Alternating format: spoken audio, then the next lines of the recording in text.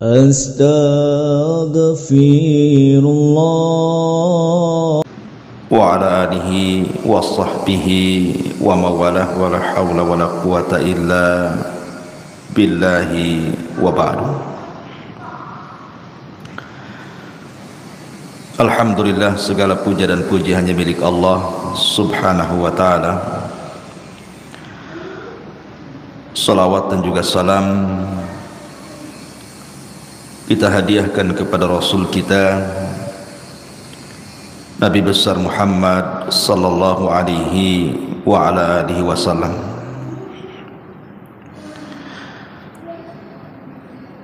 Ma'asyiral muslimat yang dimuliakan Allah subhanahu wa ta'ala, alhamdulillah di pagi menjelang siang ini kembali kita bisa duduk untuk bertalabul ilmi, dan pembahasan di pagi menjelang siang ini kita akan membahas tentang beberapa penyesalan manusia di hari yang tidak ada guna penyesalan itu di hadapan Allah subhanahu wa ta'ala.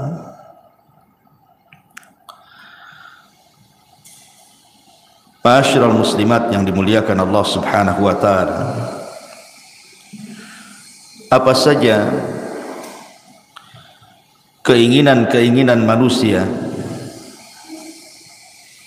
yang merupakan penyesalan dirinya dan tidak ada gunanya. Penyesalan itu tidak ada gunanya lagi.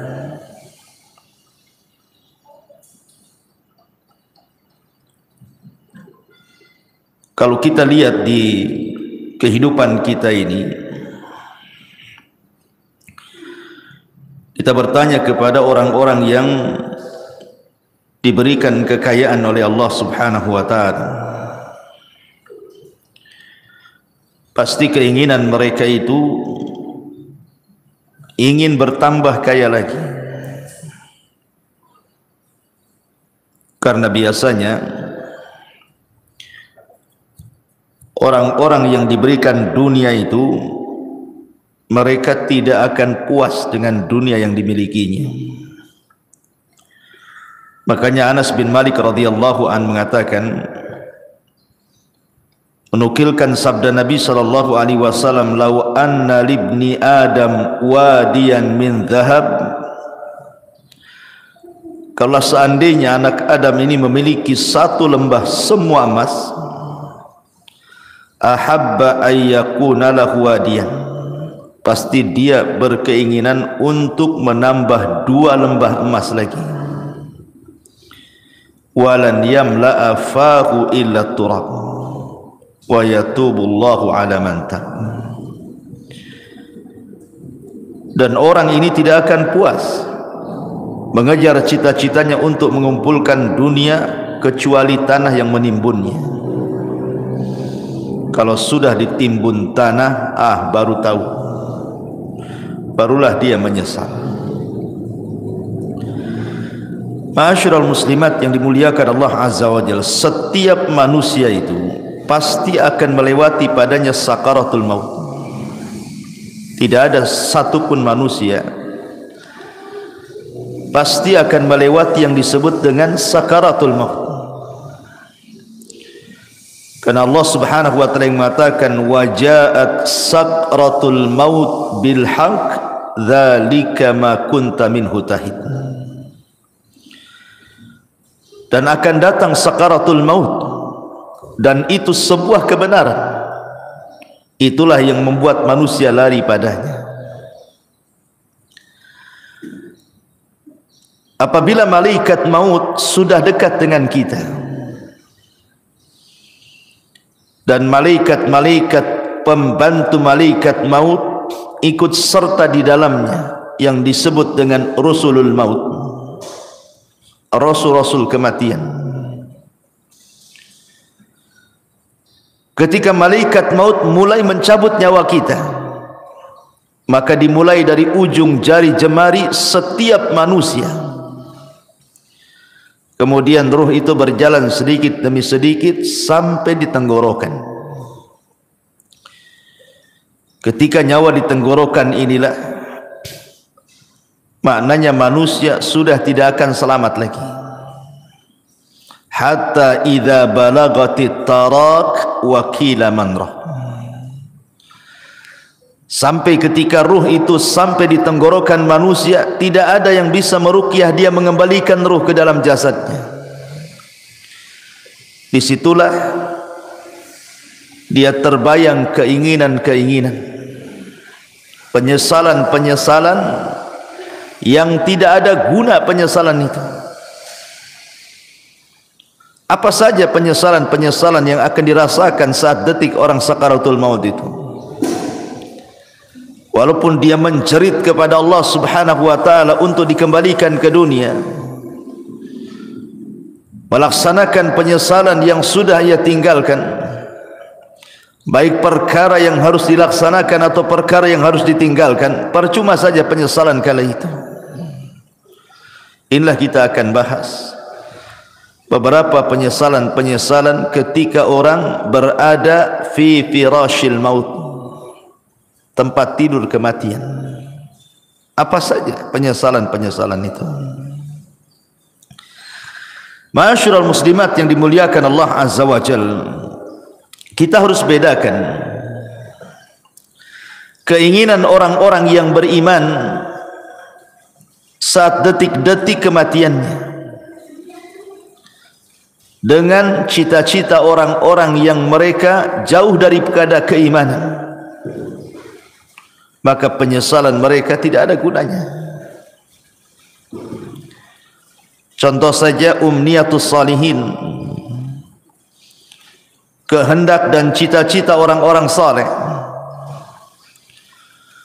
Apabila ruhnya sudah dicabut, kemudian badannya berada di atas keranda kematian, kemudian dibawa ke kuburan, maka orang-orang soleh akan mengatakan saat jasadnya dibawa ke kuburan, qaddimuni qaddimuni, segerakan aku, segerakan aku, segerakan aku, segerakan aku. Maksudnya jangan dilambatkan jalannya supaya cepat dikubur, karena dia tahu di hadapan dia ada nikmat yang luar biasa. Tetapi kalau dia orang fasik, orang jahat,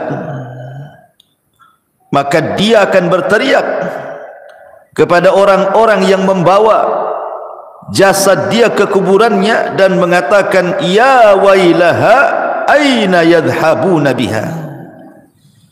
Celaka, celaka, hendak kau bawa kemana jasadku ini? Dia pun berteriak-teriak, tidak ada yang mendengar selain makhluk-makhluk di luar manusia dan jin. Ma'asyiral muslimat yang dimuliakan Allah Subhanahu wa taala, apabila seorang yang beriman betul-betul sudah dimasukkan ke dalam kuburan, kalau dia meninggal karena mati syahid, maka dia akan meminta kepada Allah Subhanahu wa taala untuk dikembalikan ke dunia. Untuk apa? Untuk berperang kembali dan mati syahid kedua kalinya, dan itu kemuliaan baginya. Makanya Jabir bin Abdullah radhiyallahu an pernah menceritakan saat kematian ayahnya Abdullah ibn Haram. Jadi saat kematian Abdullah ibn Haram, Jabir bin Abdullah ini dia merasa sedih. Bagaimana tidak ayah tercintanya satu-satunya harus mati syahid di Uhud. Kemudian sambil memeluk ayahnya yang sudah tidak bernyawa itu, maka Nabi SAW mengatakan, ya Jabir, tabki aw la tabki, wallahi ma kallama Allahu ahadan qat min wara'i hijabin wahiyan abaka fakallamahu kifahan bila turjuman. Jabir menangis ataupun engkau tidak menangis, sungguh Allah Subhanahu wa taala tidak pernah bicara pada siapapun di balik tabirnya secara wahyu kecuali bapakmu.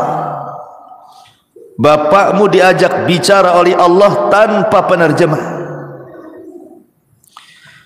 di mana Allah Subhanahu wa taala mengatakan kepada ayahmu, tamanna ya abdi, berangan-anganlah wahai hambaku, bercita-citalah wahai hamba-hambaku. Ya abdi tamanna alayya u'tik, wahai hambaku, mintalah sesuatu kepadaku, aku akan beri. Maka ayahnya Jabir, Abdullah ibn Haram, mengatakan, ya Rabb, ya Rabb, tuhyini fa'aqtulu fika thaniyatan, hidupkan aku kembali ya Rabb, supaya aku bisa berperang untukmu kedua kali, dan aku bisa mati syahid kedua kalinya. Tapi Allah Subhanahu wa taala mengatakan, innahu qad sabaqa minni annahum ilaiha la yarji'un. Tidak mungkin wahai Abdullah, orang yang sudah mati itu hidup lagi. Kemudian Abdullah ibn Haram mengatakan, kalau begitu sampaikan kepada orang-orang yang masih hidup akan posisiku di hadapan. Maka Allah Subhanahu wa taala turunkan ayat, wala tahsabannal ladzina qutilu fi sabilillahi amwatan bal ahya inda rabbihim yurzaqun. Jangan kau sangka orang-orang yang mereka mati di jalan Allah, terbunuh dalam jihad, mereka mati. Tidak, mereka hidup. Mereka diberikan rizki di hadapan Allah Subhanahu wa ta'ala. Inilah cita-cita orang-orang yang beriman. Walaupun cita-cita ini mustahil dilakukan, mustahil terkabulkan, tapi cita-cita mereka mulia, ingin hidup kembali, ingin berperang karena Allah, dan ingin mati syahid kedua kalinya. Begitulah umniyatus salihin, angan-angan orang-orang yang saleh. Makanya dalam surah Yasin ada satu kisah yang disebut dengan Habibun Najjar. Dalam surah Yasin itu ada kisah yang disebut dengan kisah Habibu An-Najjar. Bagaimana kisahnya Habibun Najjar itu? Jadi suatu hari di sebuah perkampungan di zaman setelah Isa bin Maryam, sebelum diutusnya Nabi SAW, di kampung itu atau daerah itu sangat penuh dengan kezaliman, penuh dengan kesyirikan. Diutuslah oleh Allah Subhanahu wa taala dua nabi untuk mendakwahi kampung tadi. Ada yang mengatakan bahwa dua orang ini bukan nabi tetapi murid-muridnya Isa bin Maryam untuk mendakwahi daerah tersebut. Tapi didustakan oleh kaumnya. Akhirnya Allah Subhanahu wa taala mengutus satu lagi untuk menguatkan yang dua orang yang sedang berdakwah itu, tapi didustakan lagi. Sampai akhirnya tiga utusan ini hampir dibunuh. Datanglah seorang laki-laki yang bernama Habibun Najjar, yang sudah beriman sebelumnya kepada tiga utusan ini, memperingatkan orang-orang yang menentang tiga utusan itu. Kemudian malah dia jadi sasaran pembunuhan. Niatnya membela para utusan, akhirnya dibunuh oleh orang kampung itu. Ketika dia mati, maka ruhnya diperlihatkan sorga dan kenikmatan-kenikmatan di dalamnya, sampai Allah katakan qila dkhulil jannah, masuklah kau Habibun Najjar ke dalam sorga. Qala, maka Habibun Najjar mengatakan, ya laita qaumi ya'lamun bima ghafara li rabbi wa ja'alani minal mukramin. Duhai kiranya kaumku tahu, duhai kiranya kaumku tahu dengan apa yang Allah berikan dari ampunannya kepadaku, dan dia telah menjadikan aku orang-orang mulia, tentu mereka tidak akan mendustakan para utusan itu, katanya. Itulah umniyatus salihin, cita-cita, keinginan-keinginan orang-orang soleh apabila sudah meninggal. Akan tetapi di sana ada yang disebut dengan umniyatut talihin, keinginan, cita-cita, penyesalan dari orang-orang yang tidak memiliki keimanan, orang fasik, orang jahat, tetapi keinginan mereka hanyalah sebuah penyesalan, tidak ada guna. Apa saja itu? Pertama, mereka akan menyesal karena mereka meninggalkan sholat. Orang-orang yang sedang sakaratul maut ataupun orang-orang yang sudah mati, maka mereka akan menyesal kenapa ketika mereka masih sehat, masih hidup normal, mereka meninggalkan sholat. Ini yang akan jadi penyesalan orang-orang yang sedang sakaratul maut itu.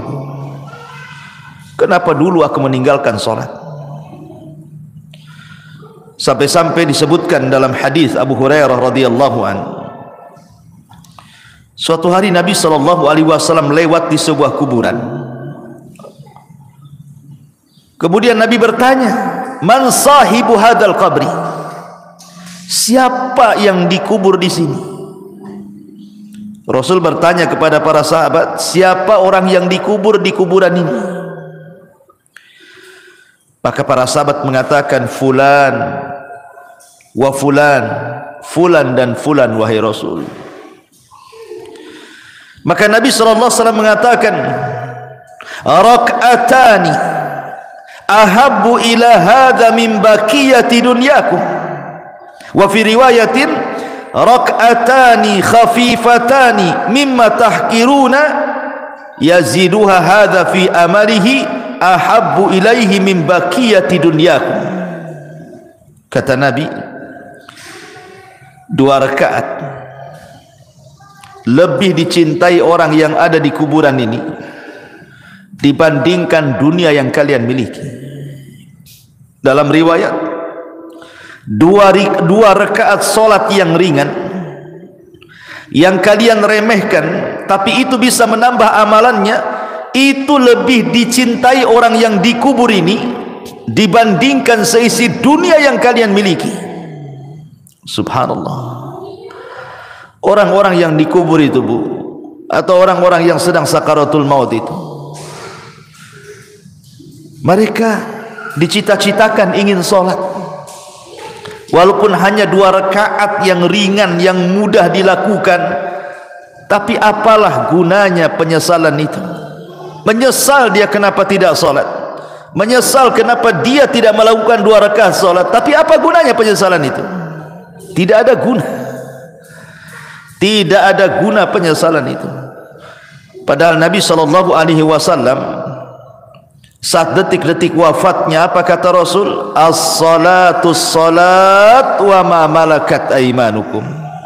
Jaga salat dan hamba-hamba sahaya di antara kalian. Bahkan Umar bin Khattab radhiyallahu an, saat detik-detik wafatnya, Umar sampai mengatakan, la hadza fil Islam liman tarakas salat. Tidak ada bagian dalam Islam, kata Umar, bagi orang yang tidak melaksanakan salat. Itu di akhir-akhir usia Umar, saat detik wafatnya, dia ingatkan soal salat. Persis seperti wasiat Nabi sallallahu alaihi wasallam, as-salatus salah wa ma malakat aymanukum. Maka sebelum waktu itu akan datang, penyesalan akan diungkapkan. Tapi apalah gunanya penyesalan itu di hadapan Allah? Maka dari sekarang jangan pernah tinggalkan salat, karena ini adalah penyesalan orang-orang sakaratul maut nanti. Tapi heran hari ini kan, Masya Allah ya, orang yang meremehkan solat itu kayaknya biasa-biasa saja, kayak nggak berdosa saja orang tak solat tuh, kayak nyantai gitu deh Bu ya. Kalau kita tanya sama orang yang tidak solat tuh, kenapa kok tak solat, katanya, nanti katanya kalau sudah dapat hidayah, katanya. Ngomongnya enak saja kayak gitu juga.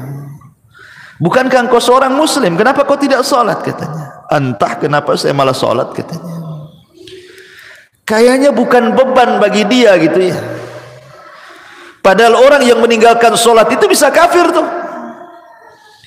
Kata Nabi sallallahu alaihi wasallam, al-ahdu bainana wa bainakumus salat faman tarakaha faqad kafar.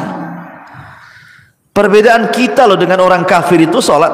Kalau dia meninggalkan solat berarti apa bedanya dengan kafir? Makanya Rasul mengatakan faman tarakaha faqad kafar. Siapa yang meninggalkan bisa kufur dia. Maka Bu, nasihati kalau ada keluarga yang tidak solat, ajarkan solat, suruh mereka solat. Jangan sampai datang waktu di mana dia ingin solat, tapi keinginannya hanya menjadi penyesalan bagi dia karena tidak ada guna. Nyawa sudah di tenggorokan, itu sudah nggak ada guna lagi taubat. Innallaha yaqbalu taubata 'abdin ma lam yugharghir.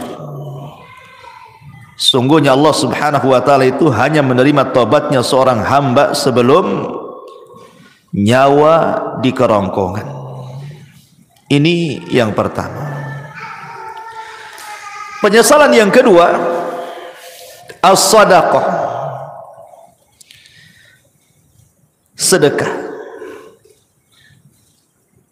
Allah Subhanahu wa taala mengatakan dalam surah Al-Munafikun ayat 100, ayat 10 sampai 11. Wa anfiqu mimma razaqnakum min qabli an ya'tiya ahadakumul maut fayaqula rabbi laula akhartani ila ajalin qarib fa asaddaqa wa akum minas salihin. Walan yuakhirallahu nafsan idza jaa ajaluha wallahu khabirum bima ta'malun. Allah Subhanahu wa taala sudah mengingatkan jauh-jauh hari sebelum datang detik-detik kematian itu. Infak, perbanyak sedekah dari rizki yang kami rizkikan kepada kalian sebelum datang satu hari kematian akan menjemput kalian. Dan kalian mengatakan, Rabbi ya Rabb, laula akhartani ila ajalin qarib. Kalaulah engkau hidupkan aku sesaat, kalaulah engkau sembuhkan aku sesaat, apa yang terjadi? Fa asaddaqa wa akum minas salihin. Aku janji aku akan sedekah dan aku akan menjadi orang baik. Tetapi Allah mengatakan walan yuakhirallahu nafsan idza jaa ajaluha. Tidak mungkin Allah mengakhirkan hidupnya kalau sudah datang ajalnya. Tidak mungkin Allah mengakhirkan hidupnya, mengembalikan nyawa yang sudah ditenggorokan dikembalikan kepada badannya kalau sudah ditetapkan hari itu dia harus mati. La yastakhiruna sa'ata wa la yastaqdimun. Kalau kematian itu datang tidak mungkin akhirkan, tidak mungkin dimajukan pas waktunya. Disitulah penyesalan datang. Ketika nyawa ditenggorokan, mulailah dia terpikir, teringat dengan harta yang selama ini dikumpul-kumpulkannya. Harta itu bukan harta kita Bu, harta itu harta Allah. Harta itu datang bukan karena kecerdasan kita. Harta itu datang bukan karena jerih payah kerja keras kita, bukan pula karena jabatan-jabatan kita. Tidak, semua harta itu datang dari Allah. Makanya Qarun ketika mengatakan innama utituhu min ilmin indi, harta itu datang karena kecerdasanku, Allah katakan fa khasafna bihi wa bidarihil arda, kami tenggelamkan si Qarun dan seluruh kekayaannya. Ya, karena kekayaan itu bukan milik Qarun, kekayaan itu milik Allah. Semua kekayaan itu milik Allah, tidak ada secuil pun milik kita. Allah hanya minta sedikit dari harta kita itu. Allah tidak minta banyak seperti zakat. Allah hanya minta 2,5% dari 85 gram emas itu. Tidak banyak. Apalagi itu harta bukan harta kita, harta Allah. Tetapi karena manusia zuyyina linnasi minasyahwat, dihiasi syahwat-syahwat dunia, inilah akhirnya dia bakhil. Dia baru tahu setelah nyawa di tenggorokan, baru dia sadar, kenapa dulu aku tidak sedekah? Laula akhartani ila ajalin qarib fa asaddaqa wa akum minas salihin. Kenapa aku tidak sedekah ketika aku sehat?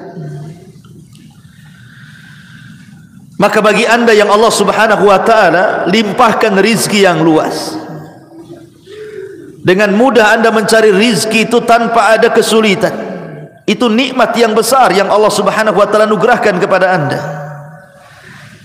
Banyak-banyaklah sedekah, karena Rasul yang mengatakan maluka ma akalta fa afnaita wa ma labista fa ablaita wa ma tasaddaqta fa abqaita. Hartamu, kata Rasul, yang kau makan pasti habis, yang kau pakai pasti usang, yang kau sedekahkan itulah yang bermanfaat untuk kematian.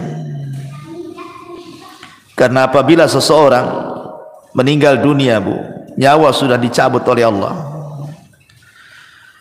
yang pertama terpisah dari badan ibu itu adalah harta. Yang pertama terpisah dari badan ibu adalah harta. Pertama orang mati ini dicabut nyawanya, yang pertama berpisah hartanya. Tidak ada hubung kait dia dengan harta lagi. Bahkan sekaya apapun orang yang meninggal itu, tetap saja sama keluarganya dibelikan kain kafan yang harganya murah.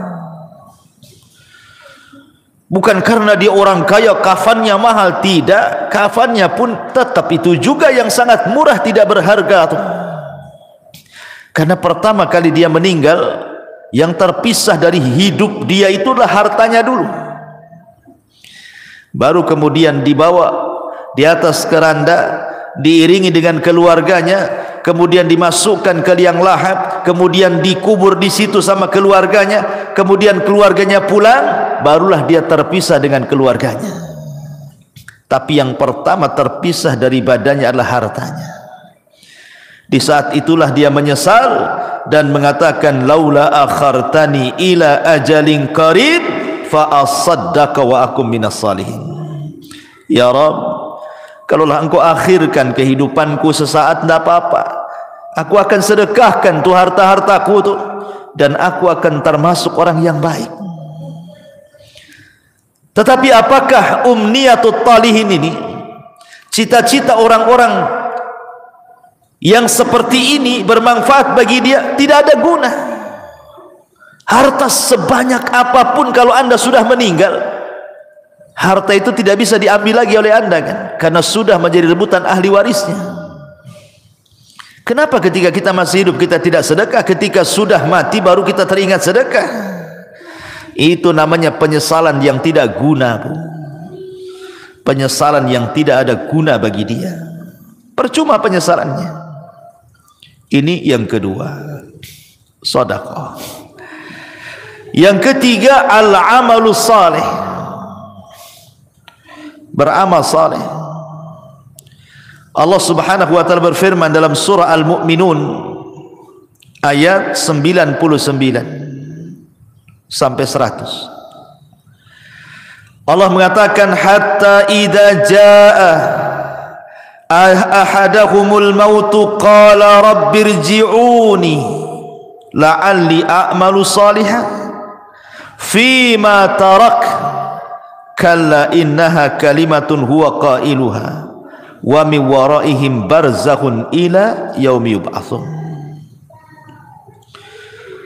Hatta idza jaa adahumul maut, apabila kematian datang kepada salah seorang di antara mereka, qala, dia pun mengatakan, rabbirji'uni, ya Allah, kembalikan aku ke dunia walaupun sesaat, la'alli a'malu salihan, agar aku bisa beramal saleh, fima tarak, terhadap apa yang kutinggalkan selama aku masih hidup.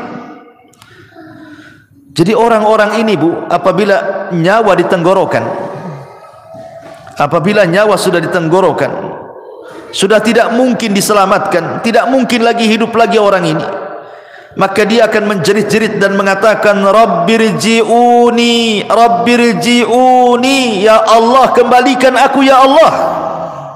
Untuk apa? La'alli a'malu salihan, agar aku bisa beramal saleh, agar aku bisa beramal saleh.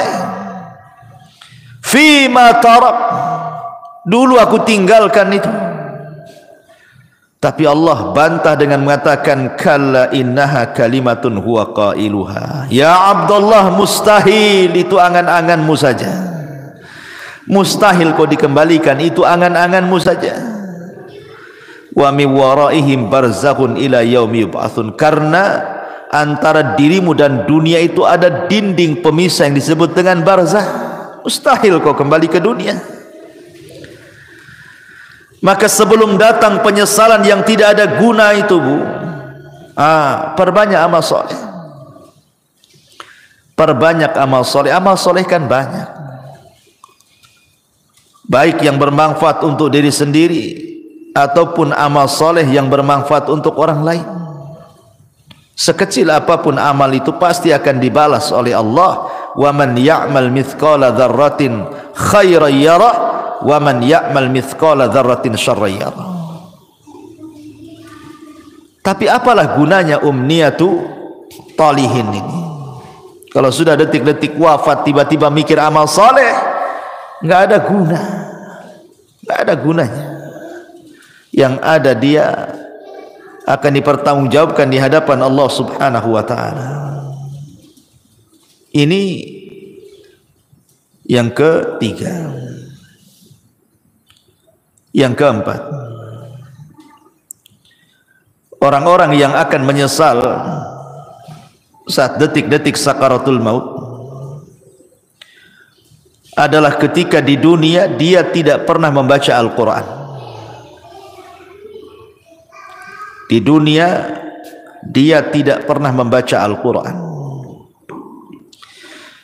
Sampai ada, Bu, di masyarakat itu yang usianya sudah 40 tahun, 50 tahun, 60 tahun, bahkan 70 tahun pun tidak pernah tangannya memegang mushaf Al-Quran, tidak pernah lisannya menggerakkan untuk membaca Quran.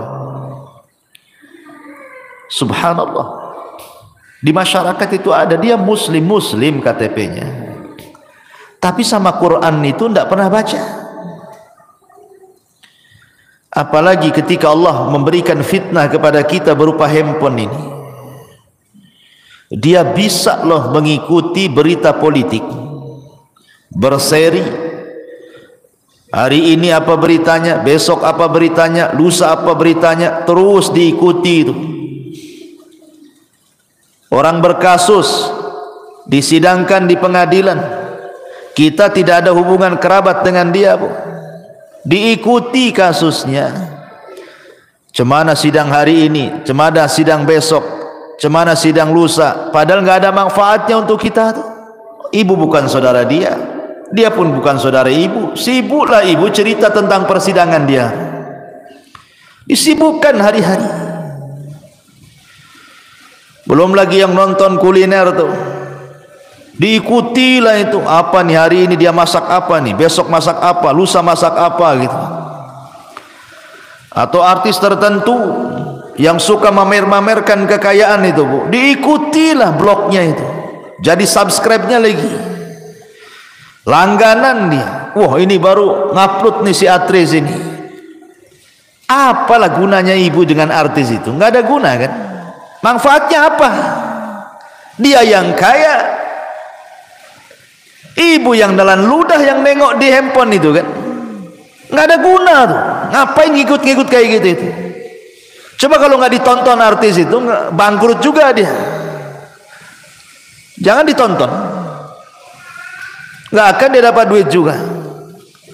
Karena itu sama kan, kalau kita nonton kan habis pulsa kita, itu sama kita ngasih uang sama orang kaya itu. Ibu sudah miskin, artis ini kaya, nonton program dia, uang kita habis di pulsa, dia pula dapat duit. Akalnya di mana coba?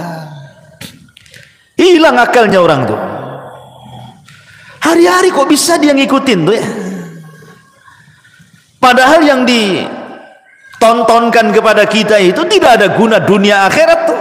Tidak menambah kekayaan kita, ya tidak menambah pahala kita.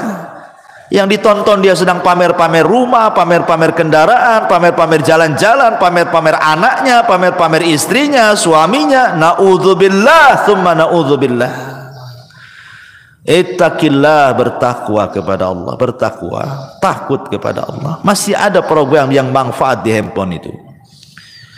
Bisa kita dengarkan mengaji, murotal, ustadz-ustadz ceramah. Adalah manfaat tuh. Kalaulah tidak manfaat dunia, manfaatlah untuk akhirat. Ya.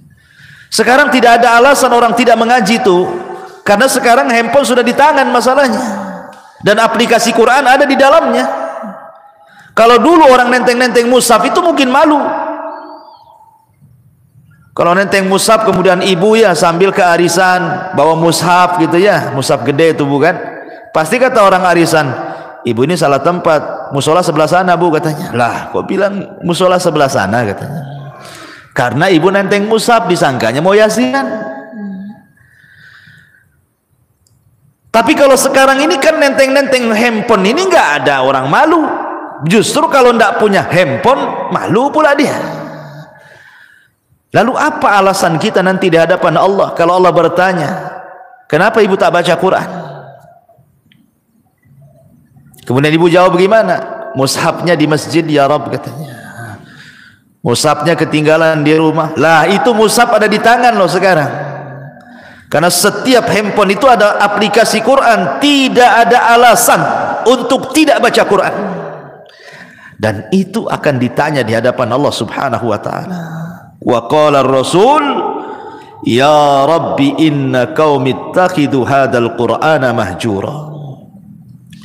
Wa qala ar-rasul, akan berkata Rasul kelak pada hari kiamat di hadapan Allah melaporkan akan umatnya, Rabbi inna qaumi ya Rabb, sesungguhnya kaumku ittakhadhu hadzal Qur'ana mahjura.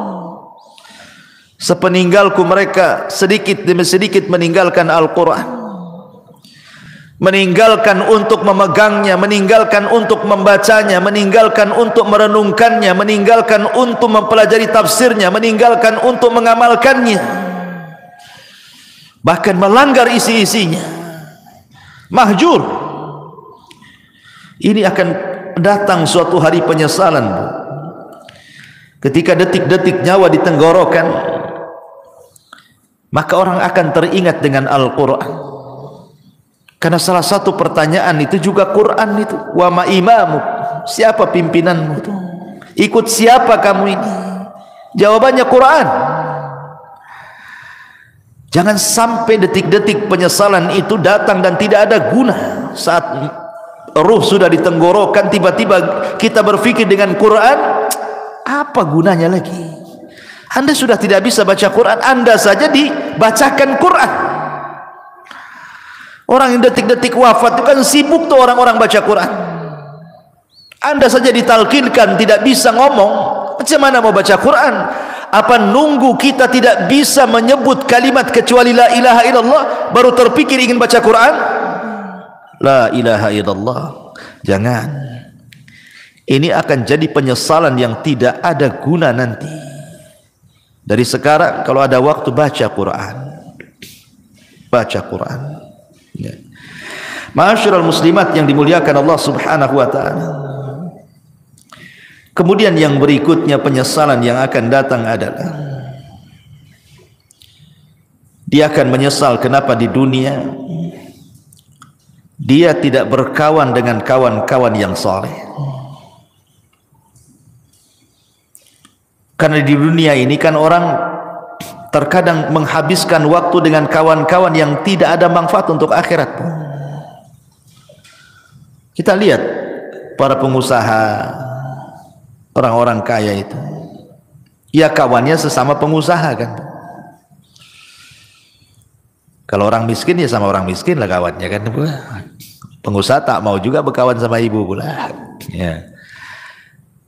Biasanya kan begitu kan, kawan itu kan seprofesi itu, pamanya olahraga lah kan itu. Kalau pemain bola ya pasti berkawan dengan pemain bola. Nah mungkin lah pemain bola berkawan dengan bulu tangkis, gak nyambung tuh. Lah terkadang, subhanallah, kadang-kadang ya kita tidak hendak membicarakan lain-lain, ini hanya sekedar nasihat saja ya. Kadang ada orang tuh bergelut dengan dunia olahraga. Anggaplah dia mungkin timnas gitu ya. Hari-hari main bola saja tuh. Pagi latihan bola, siang latihan bola, sore latihan bola. Kawannya dengan orang-orang bola itu saja tuh. Besoknya gitu lagi, besoknya gitu lagi. Terkadang di antara mereka ada yang meninggalkan sholat, bahkan tidak sholat, bahkan mungkin kawannya orang kafir yang jelas-jelas kafir kan gitu. Olahraga itu tidak diharamkan, bahkan boleh jadi itu sebuah hal yang dianjurkan untuk kesehatan. Tapi kalau itu menjadi tujuan hidup, 1 hari, 2 hari, 1 bulan, 2 bulan, 1 tahun, 3 tahun, sampai habis waktunya hanya untuk memikirkan bola saja, ini akan jadi penyesalan. Akan jadi penyesalan. Orang-orang kaya yang berbisnis hanya hubungannya dengan orang kaya saja. Setiap ketemu bicara bisnis, setiap nelpon bicara bisnis. Pokoknya di otaknya bisnis, bisnis, bisnis, bisnis. Tidak ada diluangkan waktu untuk ibadah, itu tidak ada. Dari mulai dia muda sampai dia tua, itu aja kawannya. Tidak mau dia berkawan dengan orang soleh, dengan ustaz, dengan kiai, dengan ajengan, dengan teman-teman yang rajin ke masjid. Tidak ada. Hanya disibukkan, dilalaikan dengan dunia saja. Atau hari ini mungkin kawannya handphone lah, seperti yang saya sudah contohkan tadi. Disibukkan dengan nengok blog artis, terus itu aja ditonton. Sibuk komen-komen sana sini.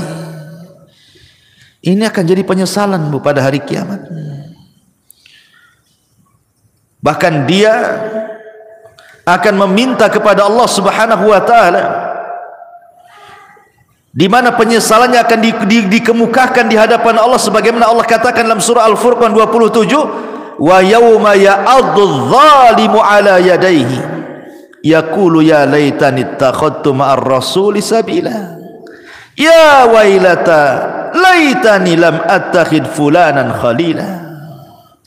Pada hari di mana orang zalim menggigit jarinya dan mengatakan, duhai celaka, kenapa ketika aku masih sehat di dunia aku tidak mengambil Rasul sebagai kawan? Duhai celaka, celaka aku, kenapa aku tidak menjadikan si fulan itu kawanku? Makanya Hasan Al-Basri mengatakan, istaghfiru min sahibikumus salih fa innahu yanfa'ukum yaumal qiyamah. Cari teman-teman yang soleh, cari teman-teman yang baik, karena itu akan bermanfaat pada hari kiamat bagi pelakunya. Nanti akan menyesal kita Bu. Kita hari-hari sama si fulan, si alan, dihabiskan waktunya hanya untuk jalan kemari dengan si fulan, si alan itu, ngobrol dengan si fulan, si alan itu. Lupa bertahun-tahun, sampai lupa sholat, lupa puasa, lupa baca Quran, lupa zakat, macam-macam. Kan ada orang disibukkan hari-hari dengan itu saja kan Bu. Lah, nanti akan jadi penyesalan. Cari teman-teman yang baik, cari teman-teman yang saleh, supaya jangan jadi penyesalan di hadapan Allah Subhanahu wa taala. Ini kalau orang sudah sakaratul maut, tiba-tiba kemudian berpikir, kenapa aku tidak ke masjid bersama orang-orang yang salat di masjid? Kenapa aku tidak mengaji bersama orang-orang yang mengaji? Kenapa aku tidak membaca Quran bersama orang-orang yang baca Quran? Enggak ada guna tuh. Enggak ada guna, itu hanya umniah saja, angan-angan, cita-cita saja. Karena nyawa sudah di tenggorokan, apalah gunanya itu? Maka sebelum penyesalan itu datang, dari sekarang cari teman-teman yang baik yang bisa menyelamatkan kita. Ma'asyiral muslimat yang dimuliakan Allah Azza wa Jalla. Lalu apalagi orang-orang yang melalaikan keluarga, orang-orang yang melalaikan keluarga di masa hidupnya. Boleh jadi dia biarkan anak-anaknya bermaksiat kepada Allah, orang tuanya membiarkan anaknya seperti itu. Anaknya membuka aurat, dibiarkan saja, tidak pernah disuruh menutup aurat atau diberikan jilbab untuk menutup aurat. Anaknya hilang bergaul dengan siapa, tidak pernah ditanya, nak siapa kawanmu itu, solat tidak, pakai jilbab tidak, macam mana dia agamanya, tidak pernah ditanya. Kalau sudah keluar les, yang penting dia balik, ya kan? Tidak ada kecemburuan, tidak ada kecemburuan kepada keluarga, terutama kepala-kepala rumah tangga itu disebut dayus namanya. Dayus itu orang yang dilaknat Allah karena tidak punya kecemburuan kepada keluarganya. Jangan sampai seperti Allah yang Allah katakan, antakula nafsun ya khasrata ala ma farrattu fi jambillah. Jiwa akan mengatakan, duhai aku rugi, ma farrattu fi jambillah, berapa banyak kemudian kelalaian-kelalaian yang aku lalaikan di sisi Allah. Aku tidak mengurus keluargaku, tidak bertanggung jawab kepada keluargaku, tidak mengarahkan mereka ke dalam agama, tidak mengarahkan mereka untuk salat, untuk baca Quran, untuk belajar agama. Semua akan ditanya nih, semua akan ditanya dan akan menjadi penyesalan kelak pada hari kiamat. Amanah ini akan ditanya. Ya hasrata ala ma farrattu fi jambillah. Ma'asyiral muslimat yang dimuliakan Allah Subhanahu wa taala. Maka sebelum itu terjadi, arahkanlah orang-orang tua, ibu-ibu, supaya anak-anak itu menjadi anak yang soleh dan soleha. Karena itu manfaatnya untuk kita masalahnya. Apabila ibu sudah meninggal, siapa yang mendoakan itu kalau bukan anak-anak? Ibu sudah tidak bisa beramal di kuburan itu. Ibu hanya menanti doa anak-anak yang mengatakan, Rabbighfirli wali walidai, ya Allah ampuni aku dan kedua orang tuaku. Itulah harapan kita ketika masuk kuburan itu, adalah transfer doa-doa ampun dari anak-anak kita. Dan itu tidak mungkin dilakukan anak kecuali kita yang mendidik anak itu dari kecil sampai dia menjadi anak soleh dan soleh, baru dia akan doakan orang tuanya. Dan ini akan jadi penyesalan, kenapa dulu saya tidak didik anak saya. Pernah saya ceritakan kan sama ibu, saya itu waktu di Kijang, Tanjung Pinang sana, saya disuruh untuk memandikan jenazah. Ustaz, bisa enggak mandiin jenazah? Bisa, ada waktu insyaallah. Jadi saya datanglah ke rumahnya, saya mandikan jenazah, saya juga kafani bapak yang meninggal itu, kemudian saya solatkan. Ketika jenazah itu dari rumah hendak diangkat ke musola, karena dekat musolahnya dari rumahnya itu. Kan biasa bu, kalau ada orang meninggal kan depan rumah pasti sudah dipasang terop, kursi-kursi sama RT di situ itu. Jadi setelah kemudian jenazah itu di masjid, coba saya tanya, mana keluarganya, mana keluarganya, biar dia di saf pertama mau saya bimbing supaya dia mendoakan orang tuanya, karena kan doa yang paling mustajab itu doa ketika sholat jenazah kan Bu, bagi si mayat itu, dan itu doa terakhir anaknya kan gitu.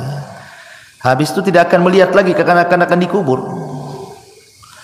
Jadi saya panggil lah, mana anaknya? Jadi orang-orang mengatakan tuh anaknya tuh sedang duduk-duduk di kursi itu di terop, di bawah terop tuh katanya.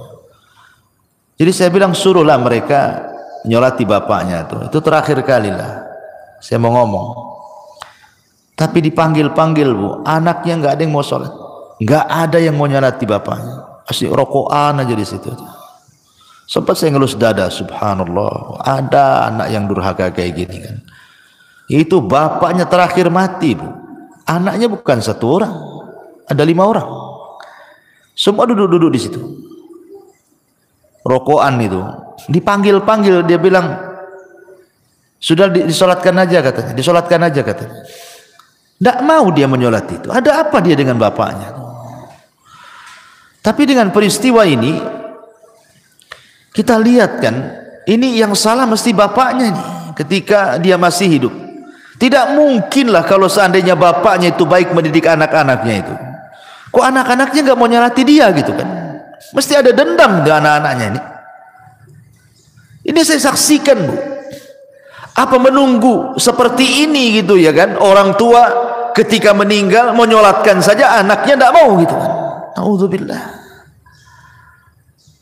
Ini penyesalan yang tidak ada guna orang seperti ini. Karena kalau sudah besar anak itu bisa melawan orang tuanya. Betapa banyak orang-orang tua yang sakit hati kemudian bercita-cita, nak kalau kau tahu durhaka kepadaku di dewasa ini, sudah kecekik kau di masa bayi biar mati. Banyak tuh orang tua itu yang menghendaki kematian anaknya karena kurang ajar dia kan. Di masyarakat kan banyak yang seperti ini Bu ya. Jadi janganlah kemudian sampai datang pada waktunya tiba-tiba kita menyesal. Ketika nyawa di tenggorokan dia menyesal kenapa dulu dia tidak mendidik keluarganya, tidak mengarahkannya, tidak menasihatinya, tidak menjadikan mereka anak-anak yang saleh dan salehah. Umniyatut talihin, yang seperti ini umniyatut talihin, bukan umniyatus salihin namanya. Angan-angannya orang-orang jahat, percuma, nggak ada guna ya. Maka inilah perkara-perkara Bu, jangan sampai seseorang itu di detik-detik wafatnya banyak hal yang dicita-citakan tetapi tidak mungkin terlaksana dan tercapai karena sudah tidak ada lagi hubungan antara kehidupan dunia. Kita sudah masuk alam barzah, masalahnya alam kematian, ada barzah di situ pemisah. Dan kalau orang sudah masuk kubur itu tidak mungkin sholat, puasa, zakat, haji, tak mungkin. Dia sedang sibuk dipertanggungjawabkan di hadapan Allah semua amalannya, sedang ditanya man rabbuka wa man nabiyuka wa madinuk. Sehingga disitulah banyak orang yang menyesal. Wallahu a'lam bishawab. Inilah perkara-perkara yang akan menjadi bahan penyesalan bagi orang-orang saat detik-detik wafat ataupun setelah kematian. Wallahu a'lam. Mudah-mudahan yang sedikit ini ada manfaatnya Bu. Nah, silakan kalau ada yang mau bertanya, tafadhal. Iya. Apa tanggung jawab anak tatkala ada orang tua kita yang tidak bisa membaca Quran, sementara mereka giat menyuruh anaknya belajar membaca Al-Quran supaya tidak seperti mereka? Apa yang harus dilakukan anak apabila orang tuanya tidak bisa baca Quran tapi orang tuanya nyuruh-nyuruh baca Quran gitu? Iya. Kiat anak tetap menasihati orang tua. Orang tua tetap harus baca Quran. Setua apapun ibu, tetap harus baca Quran. Baca Quran itu tidak terbatasi waktu dan usia. Justru makin tua, makin rajin baca Quran harusnya. Ustadz ibu saya tak bisa baca Quran. Macam mana tuh? Tapi dia nyuruh-nyuruh saya untuk belajar Quran. Ambil positifnya. Dia kan sudah nyuruh baca Quran, berarti itu positif tuh. Jangan ambil negatifnya. Ah, ngapain ibu aja nggak baca Quran, saya ya ikut-ikut lah kan gitu. Ambil positifnya. Kemudian yang kedua, nasihati ibunya. Nasihati ibunya. Jangan pernah malu untuk membaca Quran. Ustaz, saya tidak bisa baca Quran, datangkan orang yang mengajarkan Quran. Lebih baik ibu keluar uang untuk membayar orang baca Quran atau datang ke tempat-tempat belajar Quran yang gratis, kan ada tuh. Sampai di Batu Haji itu kan umat-umat di sana, masya Allah luar biasa. Mereka membuat kelas-kelas Quran. Nah, kebetulan saya pembinanya di situ. Jadi mengambil anak-anak jalanan, orang ibu-ibu yang jual-jual koran di lampu merah, nanti didekati gitu kan sama umat di sana itu. Berapa penghasilannya sehari? Oh sekian. Ya udah saya kasih uang sekian, tapi kau belajar Quran. Banyak yang belajar Quran di Batu Haji itu. Coba kalau ibu-ibu di sini kayak di sana kan mantap tuh bukan? Tapi ibu-ibu di sini centang perenang masalahnya. Ngaji saja malas gitu. Gitu ya. Jadi jangan malu datang, atau kalau punya duit nih cari orang yang bisa mengajarkan Iqra dulu kan itu kan. Sekarang kan masya Allah ya, nikmat Allah itu Allah mudahkan dari segi apa? Banyak penemuan-penemuan, metode-metode yang dulu baca Quran itu jadi momok orang itu, susah untuk bisa baca Quran. Zaman saya kecil mungkin ibu ngalami lah, kita kalau belajar Quran itu pakai turutan kan bu ya kan, pakai turutan juz amma tuh, lama 2-3 tahun tuh nggak bisa baca Quran tuh, masih susah gitu mau nyebut itu ya, mau tajwidnya apalagi itu susah, nggak lancar itu 2-3 tahun itu. Tapi sekarang lo ada metode ditemukan 24 jam dia bisa mampu untuk mengenal huruf-huruf hijaiyah. Ditemukan metode tuh, metode 3 hari bisa baca Quran, metode 10 hari bisa baca Quran.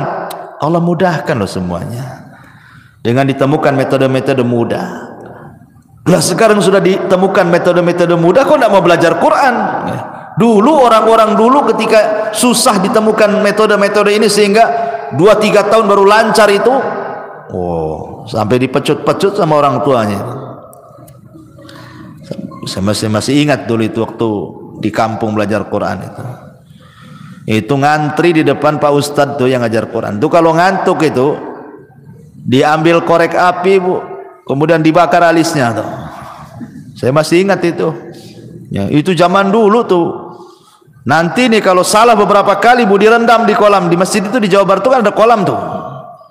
Ini kalau ndak bisa-bisa bu, direndam di kolam tuh, menunjukkan malas anak itu.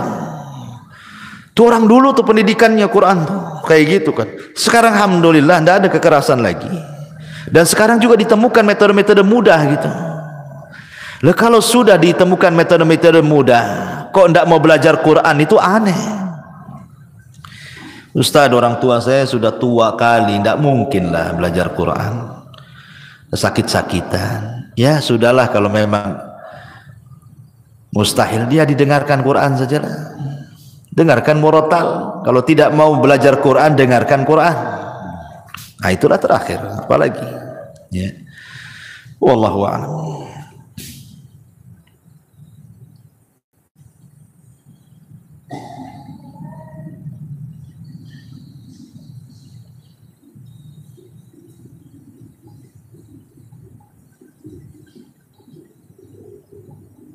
Lagi ibu.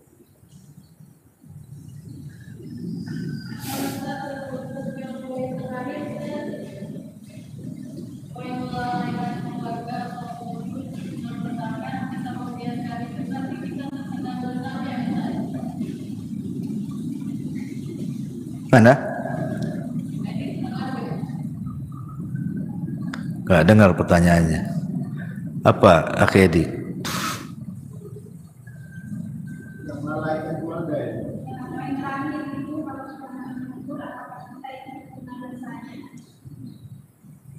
Yang melalaikan keluarga semasa hidup tatkala kita tidak menegur, apakah kita terkena dosanya? Oh iya, alhamdulillah. Ya kalau seandainya kita bagian daripada keluarga tersebut, ya kita harus menegurnya. Kita harus menegurnya, jangan melalaikan. Kalau kita bagian daripada keluarga tersebut, itu dalam rangka tanasuh wa tawasau bil haqqi wa tawasau bis sabri namanya. Saling tanasuh dengan kebenaran. Tegur. Pamannya ibu nih, ya suaminya cuek-cuek saja gitu kan. Ibu pula yang berinisiatif ngomong, tolonglah bang, abang ini kepala keluarga, ya arahkanlah anak itu. Saya sudah coba juga ngarahkan anak, tak bisa-bisa gitu kan. Kerja saling mengingatkan, kan memang harus begitu, tanasuh saling mengingatkan. Kadang ada waktu-waktunya lalai, waktu-waktunya lupa, ya harus diingatkan. Atau umpamanya ibu mengingatkan keluarga saudara. Keluarga saudara umpamanya ibu punya adik, sudah berkeluarga lah gitu. Hidupnya jauh dari agama. Ya ibu nasihatilah, dek janganlah kayak gitu. Ya sholat. Ya sekolahkanlah anakmu itu di sekolah-sekolah Islam gitu kan. Itu bagian tanasuh, walaupun itu bukan tanggung jawab ibu itu. Karena kalau sudah adik atau kakak itu kan sudah berkeluarga, kan sudah beda kamar kan gitu Pak ya. Ya tetapi kan dalam rangka tanasuh ya tidak apa-apa, kita sampaikan saja kepada keluarga. Itu dalam rangka dakwah kepada keluarga, ku anfusakum wa ahlikum nara. Jaga diri kalian dan keluarga kalian dari api neraka. Ya tidak apa-apa, terus diingatkan saja. Wallahu a'lam. Taib, saya kira cukup. Dah 11:30. Subhanakal bihamdika, asyhadu an la ilaha illa anta astaghfiruka wa atubu ilaik. Allah ta'ala. Assalamualaikum warahmatullahi